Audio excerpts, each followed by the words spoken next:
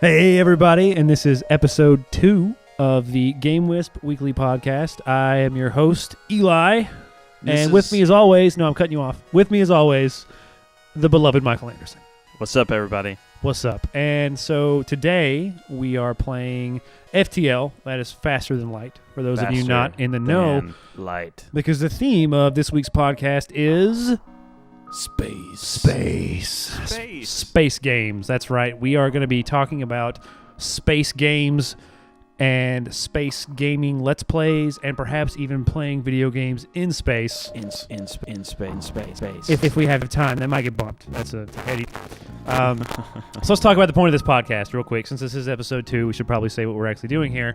This is the GameWisp Weekly Podcast. We focus on gaming video, and we talk about gaming video and also what's going on at GameWisp, the company. Since we both work for it. We do. Talk about what's going on there. Disclosure. While we play a game related to the theme of this week. Now, don't watch this if you want to be very much immersed in FTL, because that's not what we're going to do. We're going to play FTL in the background and just talk about what's up with space games. Right on. So that's what we're going to do. So as we move forward in our agenda, let's play some FTL. Right on. All right. So we just started a new game here. Since we're on podcast mode, I'm going easy here. Oh, play normal. Go normal? Yes. Right. So look, fine. Because you're gonna die halfway through, and then we'll switch. That's right. And you might not die on easy. Advanced edition content? Yeah, you want the advanced edition content. Okay. So the deal with FTL is you are for a Federation. You are flying a Federation ship. It's opposite of Star Wars. Right. You fly a Federation ship with sensitive data back to your home base, your home system, home planet, being chased by rebels. And as you go, you engage in turn-based combat that is very heavily impacted by random events that can impact the gameplay. And so I have played FTL pretty heavily a bunch of times. And so as Michael goes through here, I'll probably give him some hints with the random events. I am not good at this. Because really, we want you to unlock all the spaceships. All of them. You just pick the Kestrel. You just jump straight in. Well, there's only one ship available. That's the Taurus. Nope. You don't get the Engi ship? Mm-mm. Oh, man. That's weird. Yep. So Michael's got his crew who he didn't even name. Let's go back. Dude, you got to go back. You got to... Undo. What, like... Accept. I don't know what I'm doing. Undo the whole game. Main menu. Main menu. New game. Confirm. Look, because it's very important that we name the crew after people that work at GameWisp, so when they die, we can laugh. All right. Let's customize this guy. I don't even know Johnny. Johnny Maloney. Who the heck is that guy? Aaron P. Middleton.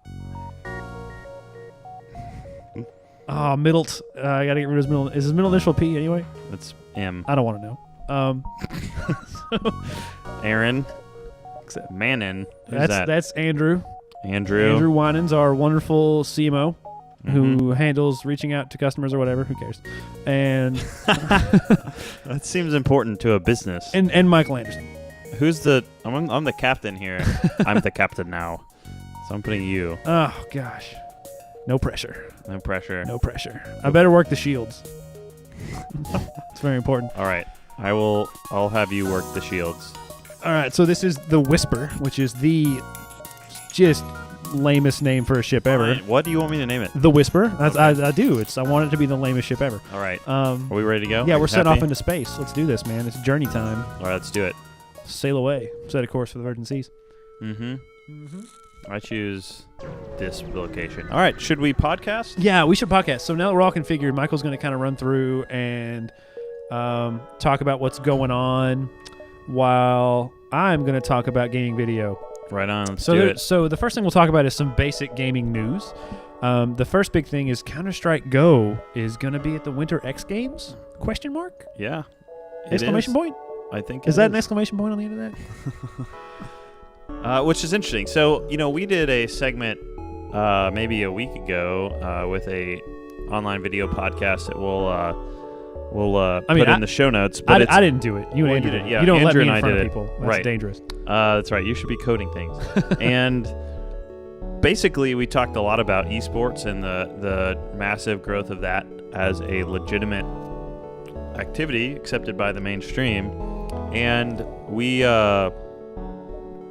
really had an interesting conversation. And this is just one of those things that is continuing that conversation to say that not only are games showing up at the X Games or League of Legends selling out stadiums, but esports itself is becoming just ingrained in our society in general, which is pretty amazing to me. So you're telling me some dude Intruders or lady already?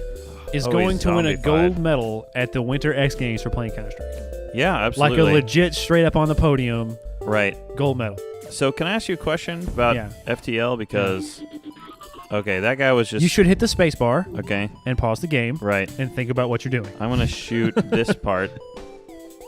You have, look, Where did you it... have 3 extra power. You should put them in your weapons. Oh, There that you thing. go, in your weapons. Right. There, and now they're going to recharge, and as they do, you can shoot the guy. That's right. I used to know how to play this game, I promise. I don't believe you.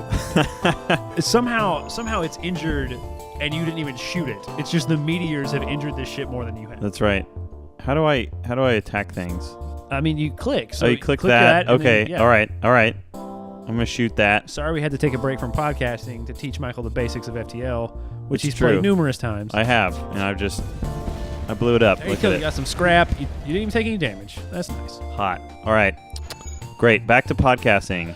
Yeah, so somebody is going to win a gold medal for Counter-Strike Go. What you Yeah, telling me. So- absolutely. so I Why guess wouldn't they? My question, and this is in no way related to space games, so we got to move on soon. But my question is, why Counter-Strike Go? Like, why not StarCraft or League of Legends or Halo? I think it's interesting because a lot of these guys like StarCraft, League of Legends have their own league set up, right? So they have the League of Legends itself, the gaming company runs that league versus... They wouldn't want X Games exposure? Well, I'm sure they would, but it's one of those things where, Counter-Strike Go is embedded into like Major League Gaming. I see. So Major League Gaming is the folks that are sponsoring and tied into the X Games. And so the money. right. The money. But it's really about, League of Legends is really building their own League of Legends, I guess. But CSGO is really trying to push that. And what's interesting too is CSGO is a much bigger competitive esport in Europe than it is in the United States. So I think hopefully X Games will increase their exposure and make CSGO a bigger presence in the U.S. I grew up playing Counter-Strike. I did not. I was terrible at it. Well, what are you going to do? Growing So up on that it's cool dial-up to internet, see it man. as a X Games game. Yeah, so growing up on that dial-up internet, I didn't get the opportunity to play first-person shooters. Right on. First world problems.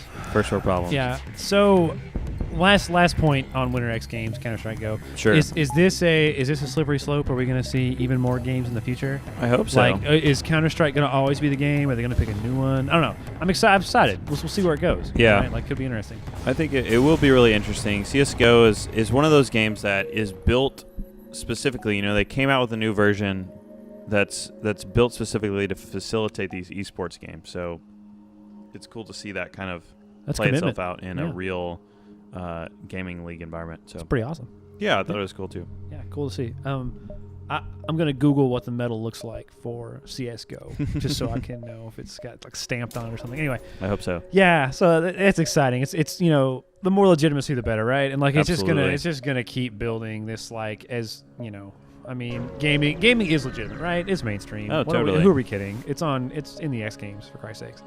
There's no going back now. No going back now. Also, you just took 5 damage to your hull. I did, and now that I got. Oh, you got to patch that. I got to send this guy in there. He's gonna lose health. Yeah. So an interesting FTL mechanic for those of you not well versed in FTL is that your hull can rupture, or doors can open, and certain rooms can lose oxygen. Exactly. And so you have to go repair your hull ruptures under threat of suffocating to death. So you have to get your crewmen in and out before they asphyxiate and die. Right. I think that's an interesting mechanic is that each of these rooms do different things, and that's the part of the trick is managing all of those different subsystems. You should open the This game's doors. really interesting. There you go. Let some oxygen in. It'll oxygenate. Yeah. So Star Wars. Yeah, let's get back to space games, right? We talked about Counter-Strike. That had nothing to do with space. I guess there's like maybe a Starry Night skybox in one of the levels, but at least two. At least 2. Right. I don't know. I've never played it. So let's talk about Star Wars. And there was some big news in Star Wars this week, particularly that X-Wing TIE Fighter And I just learned this. KOTOR, one of the greatest RPGs of all time. Right on. I've said it, has undergone a digital re-release. So that stuff is out now on GOG, and you can buy it with your monies. And you should. And it's going to work on your modern computer. Yes. Hopefully. We had a little bit of trouble with this. We were initially going to play TIE Fighter for this episode, this GameWisp Weekly Podcast episode, and it was really difficult to get a recording set up because it was like 640 by 40 resolution. The recordings it wasn't pretty. And so we decided to abandon ship, much to Michael's chagrin. I was. Let me say that I was dismayed. Let's not even say chagrined. I was dismayed, and I'll tell you why. I love space sims. I love space sims with all of my heart, and I grew up. But in late middle school, early high school, my first online gaming experience was with space sims, and so we used to play X-Wing versus TIE Fighter, X-Wing Alliance on the MSN Gaming Zone. Oh my gosh! And which was date yourself. I know, date myself, which was way ahead of its time and awesome for what it was. And interestingly enough, that was like my first clan, as they were called back then, guild, that sort of thing. Are they still called clans? Sometimes, I think. So Mostly you were called guild. You were a clan member with a C. You were a clan member. Yeah. For Star Wars. Yeah, totally. And for Star Wars Space Sim specifically. Dude, you got to put that fire. I know. Look, vent it to the space. Open your doors. I know how to do that. I remember that part. Oh, God. Oh, your sensors are down. Yeah, cameras are down. Vent some space stuff. And just to make that brief, like that was a community. It was beautiful. I'll give it a shout out, United Pilots Alliance. Oh, that's United what it's called, Pilots UPA, Alliance. man. Is it still around? We have a Facebook group still. Once again, one day we will rise again. But it was very cool because, and we'll get back to the actual game launch itself. But it was very cool because we had these. There's a large group at our height. It was 300 people in this clan. You had a 300-person clan. Yeah, and we had a amazing set of just ranks, and everybody was in squadrons and different there was like squadron leaders, executive officers, and training officers. What were you in this clan? So I started out as a recruit. I led my own squad for a while, and then I ended up being like one of the Supreme Council members or whatever. Like I was on top of the heap for a little while, and then we sort of. Did you have any clan drama? All sorts of clan drama that I won't get into. But what guild does not have that? So, but it was a beautiful, like, cool group of people that we really bonded over. So this game Star Wars games is near and dear to your heart. Totally, and so it's exciting to have them. Back up and able to be run on our local computer. Now, these aren't the X-Wing versus TIE Fighter or X-Wing Alliance where you have that really awesome multiplayer experience, but they bring back those memories of grabbing a joystick and just going after either Imperial pilots or Rebel pilots. And I think the interesting thing is that we are starting to see that resurgence of space sims. Space sims were just gone for years, It's because space is boring. Dude, space sims are awesome. But we didn't have the technology to really, push them forward. And now you start to see things like Star Citizen coming out where there's just this expansive, massive universes where you can travel, trade, do all kinds of really cool things. And you also have, the indie resurgence in space games, right? Exactly. You've got games like FTL, which are wildly popular. Mm-hmm. You had Notch's abandoned space sim. Yeah. That was probably broke the hearts of millions. So many hearts But, broken. the fact that he was looking into that and thinking about approaching it was something in and of itself to say that, perhaps there is a renaissance of space games occurring. Yeah, totally. And so it's exciting that you can go ahead and buy TIE Fighter and X-Wing. But most importantly, KOTOR. And most importantly, KOTOR, sure. And then, there's other Star Wars games coming out too, not specifically space games, but Battlefront's coming out next year. I think it's December 2015. It's going to align with the new Episode 7, so that's pretty cool. I think I lost a semester of college to Battlefront 2. Yeah. Just gone. Just a missing period of time in my life. Just gone. I think that I never got super deep into Battlefront, but it seems like something that I would like, so I'm excited about the new one. Yeah. And that's going to be very cool. Yeah, actually, in thinking about Battlefront and actually the re-release of X-Wing and TIE Fighter, I tried to find, relevant Let's Plays that were good and entertaining about these games. So maybe if you've never played them or it's been a long time, you can go back, watch somebody play those and be like, oh yeah, I remember why that was fun. Yeah, totally. And so one of the big ones that stuck out to me, Space Game Junkie, who has a little YouTube channel, has a pretty decent Let's Play on TIE Fighter. Does he? Let's Play, but it's entertaining, right? He's a good Let's Player. He goes to the thing, awesome. Whatever. But the problem I think with Space Sims, at least in the TIE Fighter X-Wing genre, where it's like a flight simulator, it's just not that fun to watch.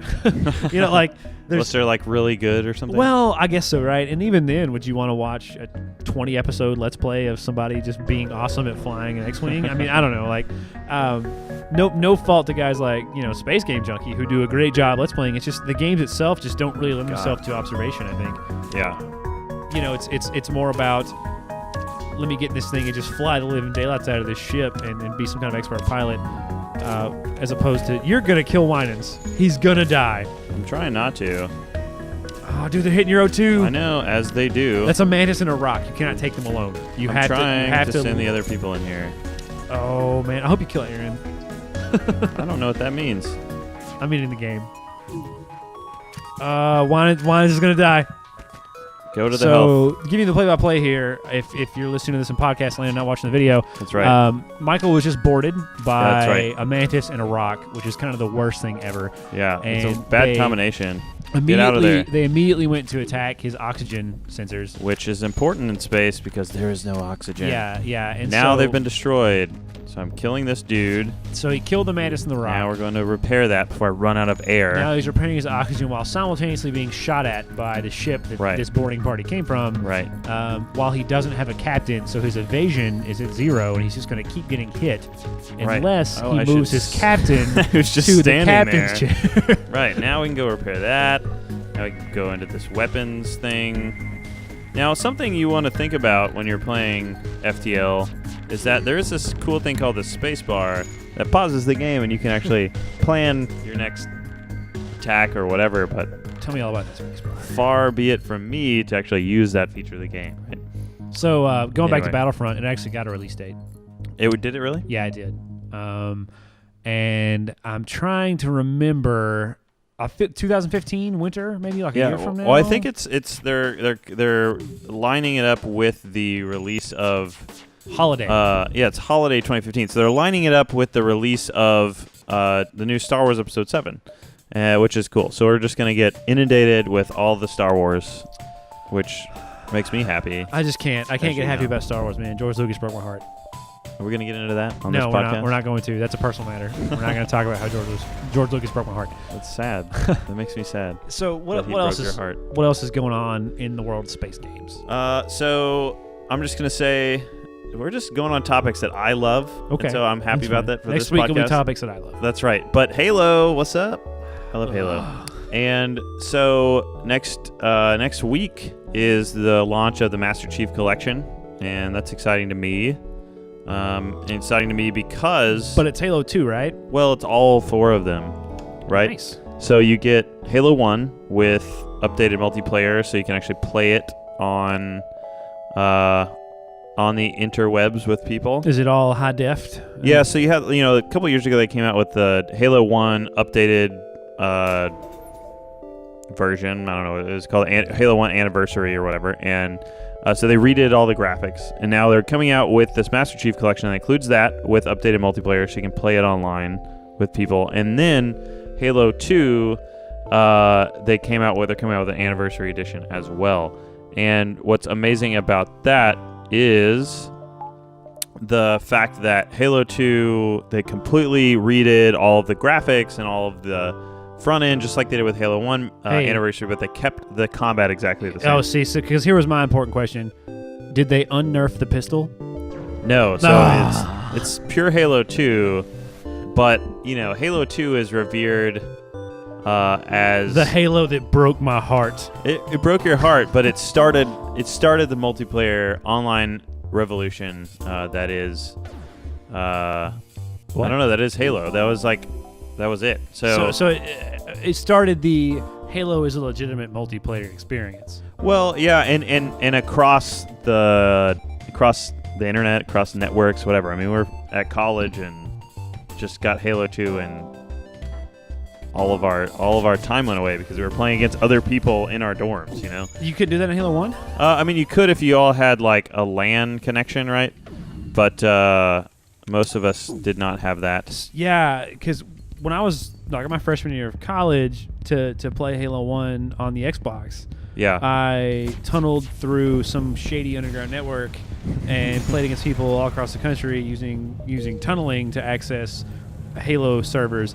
And to this day, like, I have a PhD in computer science. Right. To this day, I do not know how they did that. I'm not sure how that was possible to set up servers to manage matchmaking with Halo on the console in a way that subverted all of like Microsoft's setup there around their network infrastructure. I don't know that either. That's pretty crazy, right? Yeah, and it was hacked to death. Oh my god. Yeah. People had like hacks where pistols would shoot rockets and they could jump 40 feet in the air, and it's like there was like, the advantage was crazy, but we did it anyway because that was multiplayer in 2004. Yeah. And it was great. Yeah, it was great. So it's exciting to have all of that together, and not only did they update the graphics on Halo 2, but they upgraded Halo 3 and Halo 4 to run 1080p, 60 frames per second. So that's very cool. And having them all together, and what they're doing too, which I love because I love the Halo narrative, is that they are setting up the Halo 5 story with sort of like cutscenes throughout the Halo 2 or throughout the Master Chief Collection. So we'll see what that exactly looks like. But they've gone back and, number one, reanimated all of the Halo 2 cutscenes to be amazing by Blur. Did them. And then they're also just setting up Halo 5. So they're retconning some of the events to make Halo 5 relevant, or what? No, it's more just like after the fact of Halo 2 and Halo 2's story, they are not quite back at Earth. They're still in space. They go to a second Halo, they start back at Earth, but then they leave. They go and find another Halo, so they're back in space. So it's relevant to this podcast. And anyway, they. And so you meet this guy named the Arbiter through the story, who's, one of the Covenant, and then he gets kicked out for various reasons, and then gets brought back in as this Arbiter, as a sort of like prophet, kind of like spiritual sort of like enforcer of the prophets is actually what he is. So many words. Right. I didn't even know Halo had a story. It's an amazing story. I'm not going to lie to you. I really like it a lot.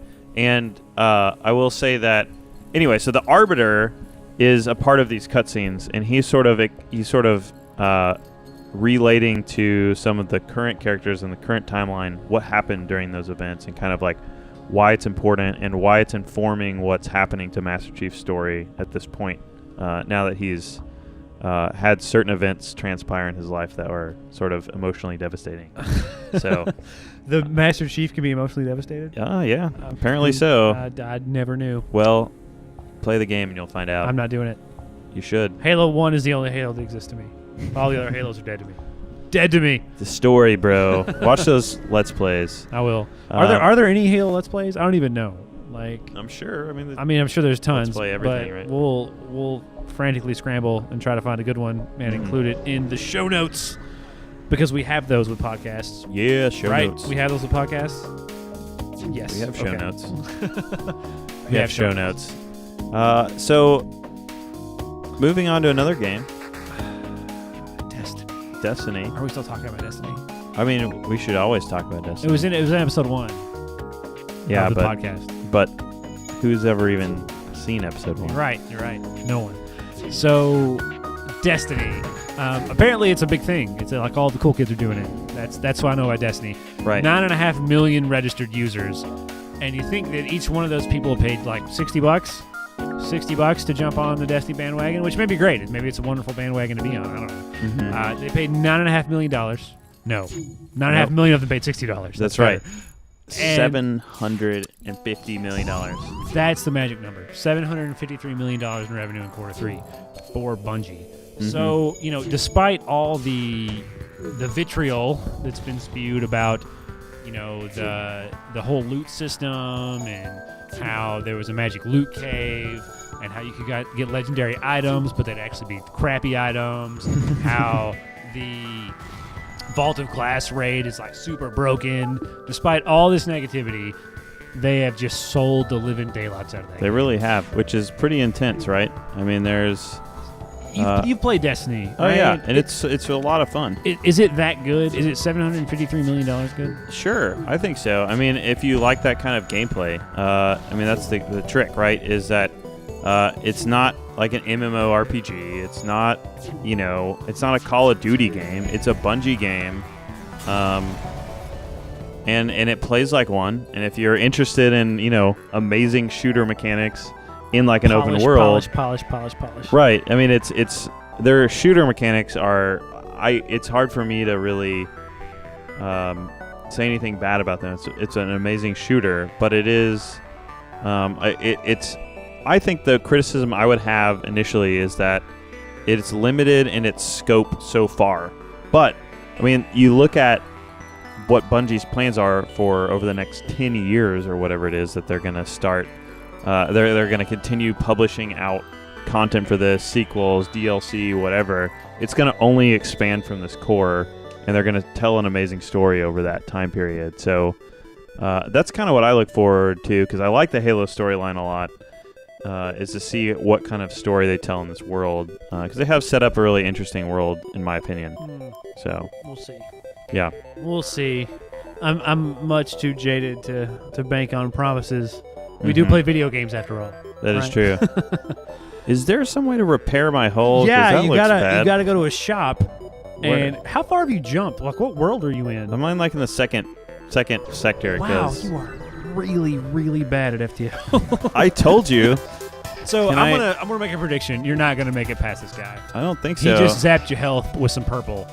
What is the purple? That's for the new stuff. I don't really know what the purple does. He's got there goes. I blew up. Oh God. Game over. Game over. Everyone died. I didn't lose anyone individually. You lost. I lost everybody. You lost the Whisper. All right. So I guess it's Eli's turn. We're gonna swap here and let Eli try to play FTL because I am awful at it. That's a whopping score you got there. 480. That is. I have scored hundreds of points here, guys. Yeah. Okay. Hundreds. All right. So let's do a trade off here. You ready? Yep. Trade off.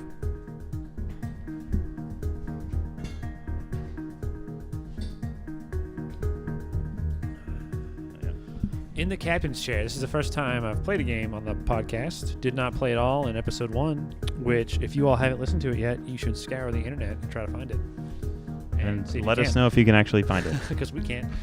Okay, so we're going to restart because, come on, man. Sorry that I suck so bad. We're going to keep the same. I'm going to keep the same ship, and I'm going to keep the same crew. All right. We're going to fly with Aaron P. Middleton, Andrew J. Winans, and Eli Q. Hooten.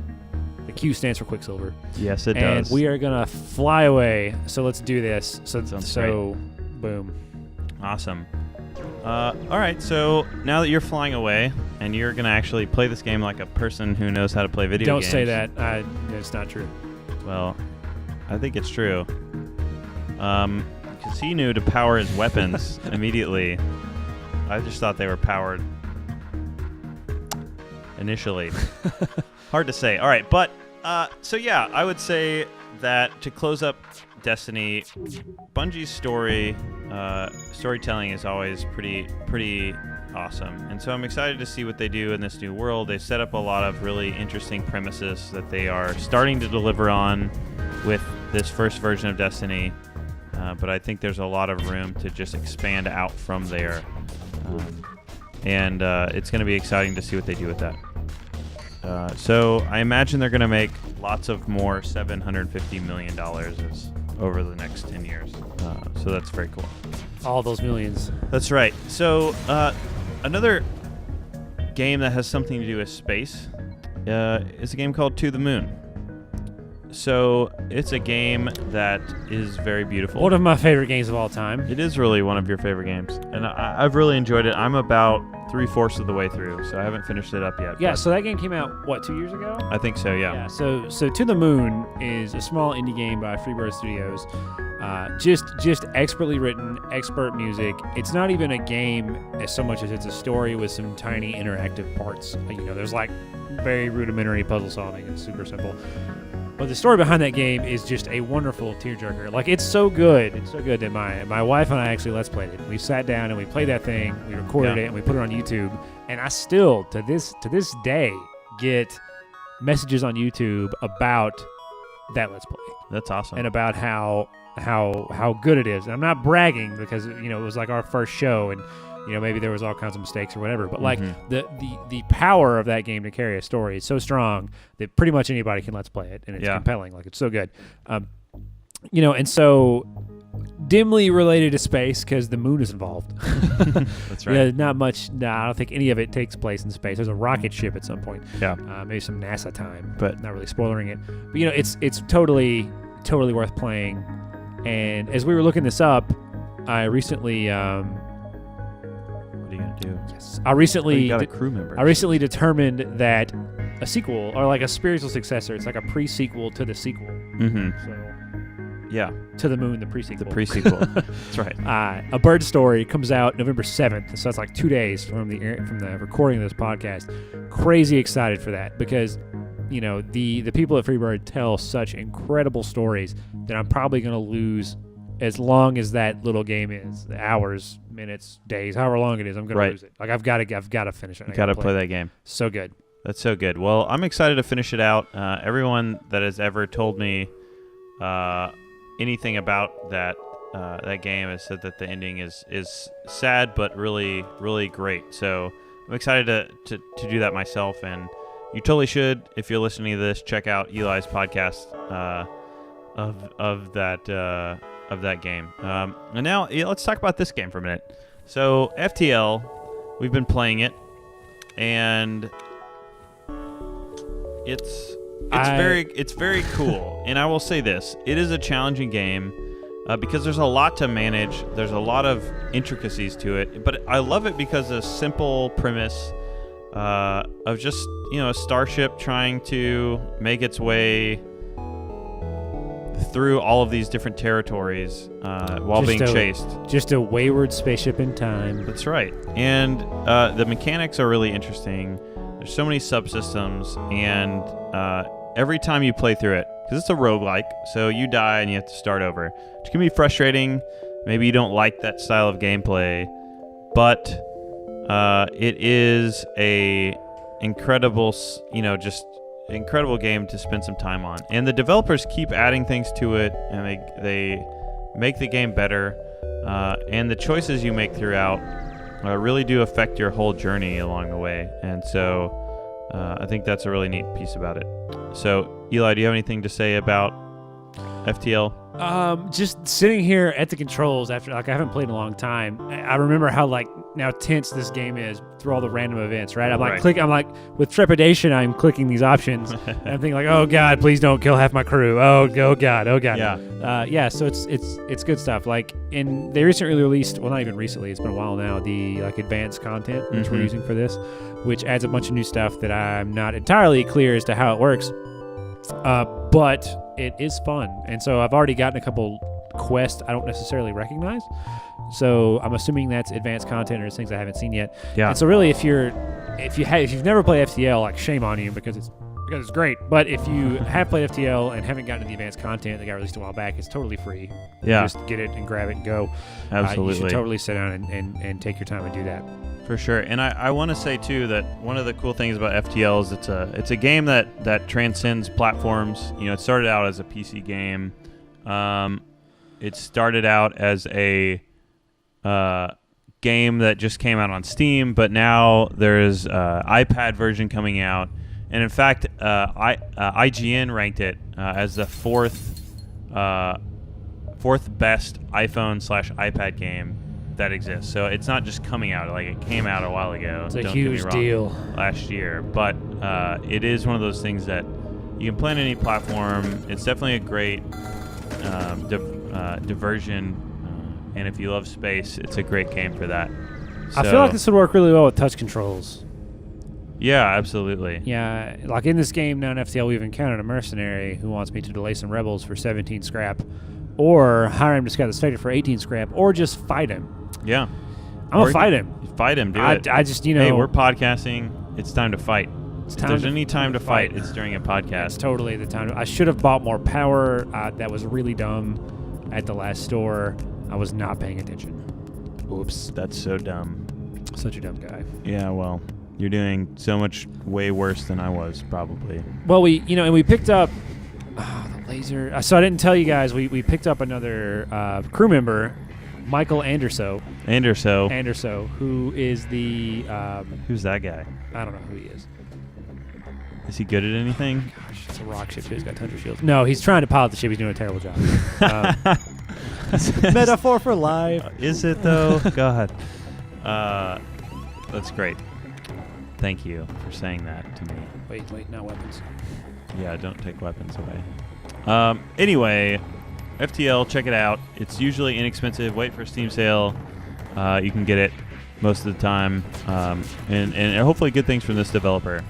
And so one of the things, another space game we just want to quickly mention is Space-Based DF9. And did you ever play Space-Based DF9? I haven't. Have you? Yeah, so I played it briefly, and it's basically like Nemoria or, Dwarf Fortress in space. Yeah.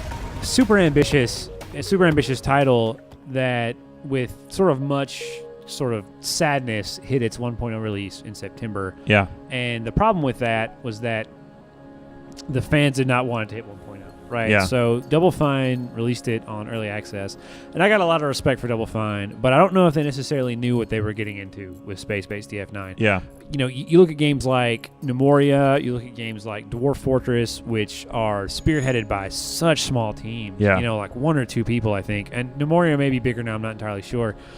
But the amount of complexity that they're able to build just like in these single one or two dev setups is incredible. Yeah. And so I think, the space-based guys were like, oh, we can do this. Right. So we can totally build this. We can support it for like a year and a half, 2 years, 5 years, 10 years, and just keep making it better. And I think they realized that, oh, wow, the amount of money that you can make off this isn't necessarily, good enough to support a full studio. Right. What are we going to do?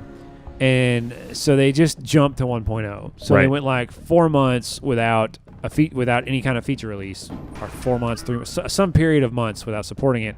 And suddenly it's like, oh, guys, we're just going to 1.0. Yeah. And that was sort of a big disappointment to fans who were expecting a lot more out of the game. Now, by itself, it's still really fun. There's still a lot you can do. I just think when you hold it up in the light of games like Nemoria or games like Dwarf Fortress that have just been around for ever and have been working forever to make a really immersive simulation game, it just doesn't hold a candle to it. Yeah. And that's kind of a bummer. And so, but there is a silver lining, and I think even this indicates that the Double Fine guys knew that the game wasn't quite what they wanted it to be, is they're releasing all the source code, so it's making it open source. That's very cool. Yeah, meaning Space-Based can eventually become a project embraced by the open source and can get to those levels. It can get to the Memorial level. It can get to the Dwarf Fortress level. Because there are some bones of a really good game here that could potentially, be a really great Nemoria in space or whatever. He jumped away. Bummer. I was too busy talking about Tim Schafer that I just wasn't paying attention to what I was doing. You're going to fight that ship. Yeah, I'm just going to bounce. So my recommendation for Space-Based is play it. It's a good game. It's a great game, for what it does. It's nowhere near, it doesn't offer anywhere near what people hoped. And hopefully in the future that'll get better. Yeah. And if you're a developer out there, make it better. That's right. What are you sitting around waiting for? Grab that thing and really take off with it. Absolutely. And it's so funny to see that games built and maintained by like one or two passionate people can sometimes beat out a whole business devoted to making games. Well, you gotta look at the people that are doing that, man. Like the Dwarf Fortress guy is, without contest, a genius. Yeah. Like the guy is brilliant. Just other just stratospheric levels of brilliance that I think most most people, developers and people in general, just can't get close to. Like right. the ability of that guy to develop systems and to understand how all this stuff works together and to make these really emergent sort of things happen is incredible. That's very cool. I wish the graphics were better. Yeah. but like you almost can't touch Dwarf Fortress. And Nemoria gets close. Nemoria does a whole lot of really cool stuff. Mm-hmm. And if you've never played Nemoria, but you're intimidated by how intense Dwarf Fortress can be, definitely check out Nemoria. Maybe we'll link to it in the show notes. And I think actually in the near future we're going to have a topic of city builder games. Yeah. So and builders in general. So hopefully we'll talk about Nemoria some more in the near future. But definitely check that game out and just understand that those small efforts can be excellent even compared to stuff a studio can put out because they can do it much more cheaply. They can live off a much smaller margin of profit. Right. And still turn out really, really excellent stuff because they can move a lot faster, I think, than designed by committee. That I don't true. know. I mean, oh, you just got purpled. I got purpled in whatever my shield that region. means. It's a hacking drone. I think that means I don't have shields, which is unfortunate. You should probably fix that. I don't know how. Shoot them in the computer. Shoot him right in the computer. The hacking computer. See, that turned off the hacking robot, but they just nuked you or something. It's a nebula thing. EMP'd you? Yeah, it's a nebula thing. Oh, God. Well, awesome. So that's just maybe not quick, but a summary of some space games that are interesting and near and dear to us. We could have covered a lot more. We could have talked about Star Citizen in more detail. We could have talked about all kinds of stuff. Homeworld, free space. We could have talked about, I don't know. There's so many games in space. I encourage all of you this week to play a space game. Play a space game. I feel like we didn't do Star Citizen justice. Have you played Star Citizen? Not yet. So I have it. I got it as a birthday present, actually. Oh, and so that's very cool. And then it's an expensive birthday present. I got the game for free. And then the game, I booted it up because I was all excited, and the game said, "Your computer is not good enough to play this. See you later." Your computer sucks. That's right. And so I had to buy a new graphics card, quote unquote, had to, right? So I need it. I need it. I need it for science, for learning about this game. No, and so that's one of the cool things I like about that game is that it is uncompromising in its vision, and it doesn't just go, "Oh, we can't do that because a lot of people don't have that kind of hardware." It's just like, you know what? Guess what? You're going to have this hardware. You're not going to get to experience this because we want to do cool things. So I would encourage you to check out Star Citizen if you haven't already. They've got some cool things going, and actually just released their first demo of the FPS footage about, I guess, a few days ago at PAX Australia. So that's been a topic of conversation this last week. I thought it was a space game, and then I'm seeing like some Halo stuff going on, or some first-person shootery and space stuff going on. Yeah, well, that's why. What is this game about? That's why it's amazing. It's about everything. How can you make a game about everything? Well, it's not really about everything, but it is the space sim that you want and dream of, because it's a space sim we deserve. That's right. Because not only do you get to enjoy driving a spaceship around and shooting at other spaceships, which everyone does, but you can explore a galaxy that is reasonably fully realized if they, finish their vision. Like, you can go land your ships on planets, get out of your ship and go talk to people, run quests. You can be a mercenary. You can be a part of like alliances, and you can be a trader if you want to. You can be a corporation. You can be a fighter pilot. You can be somebody who goes and does FPS things as opposed to doing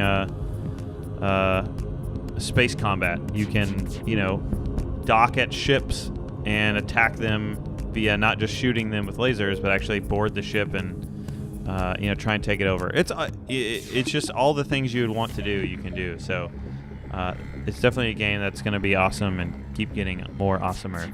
I'll keep an eye on it. I wasn't going to initially, but now I will. I had the just realization that I ran out of missiles because I am an idiot.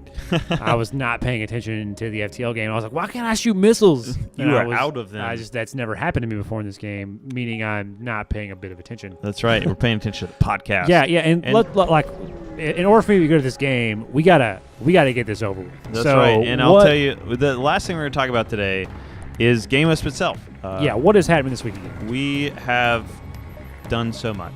So much. Right now, we are working on some new products, as well as perfecting our first product, the Watchroom. So we at GameWisp, if you aren't familiar and just stumbled upon this somehow, we are all about supporting gaming video content creators on YouTube with software tools. Software tools. And the first thing that we've launched as a product is a thing called a Watchroom, where you can do a live event showcasing your recorded video content for all your fans. If you have fans on YouTube, you can bring in your videos and play them together, and where you can actually host an event and show off your new videos or do director's commentary on your videos.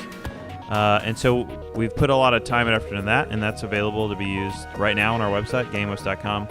But we spent a lot of time, or we've been spending a lot of time working on our next big feature set that we feel is sort of foundational. What is that feature set, sir? And that is recurring subscriptions tied to series or tied to videos on our website. And so if you're a content creator and you want to come basically build a fan club for your fans, where you can offer them premium videos, exclusive content, early access to your videos, you can come do that through our site, and we make the management of that, from payment, billing, messaging, and even content management, which is a big thing that we're working on, really easy. We make all that really simple, so that you can create a recurring revenue stream for your business as a YouTuber, and then also offer amazing, cool things for your fans. What kind of amazing, cool things? So specifically, we're going to launch with the ability to host and stream premium exclusive videos for your fans through our site. But I think really interestingly, we're going to be offering a feature where you can offer early access to your content to your fans. So what that means is that you could upload and stream to your paying fan club members, or we're calling them insiders. That's a fun name. Yeah, that's a fun name. Insiders. The ability to maybe get access to your favorite YouTube series or their favorite YouTube series in a early access model, meaning they get it a couple days early because they're paying. And then we handle everything about moving that video from our platform over to YouTube for you. So what specifically happened this week? Like, we write code every day, right? We work on stuff every day. So what happened this week? So this week we spent a lot of time building out our two things. One is our software related to YouTube and how we're interfacing with the videos and playlists on YouTube, both receiving from, so that video and content can be played on our site, and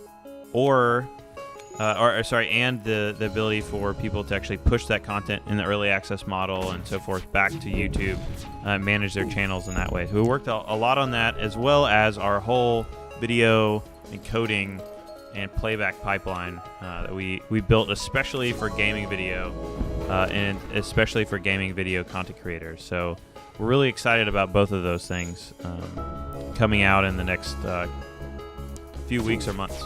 Nice. Yeah, so that's a brief update. Few weeks or months. Yeah, I know it's exact, but we're like Blizzard over here. We're going to put it out when it's ready. We're on a budget time. But we are excited about what we're putting out. We're excited about what we're building, and those of you that were with us initially with our launch earlier this year know what series and videos means and why that's a great product. So we're excited about releasing that back out into the wild pretty soon, attached with this subscription model.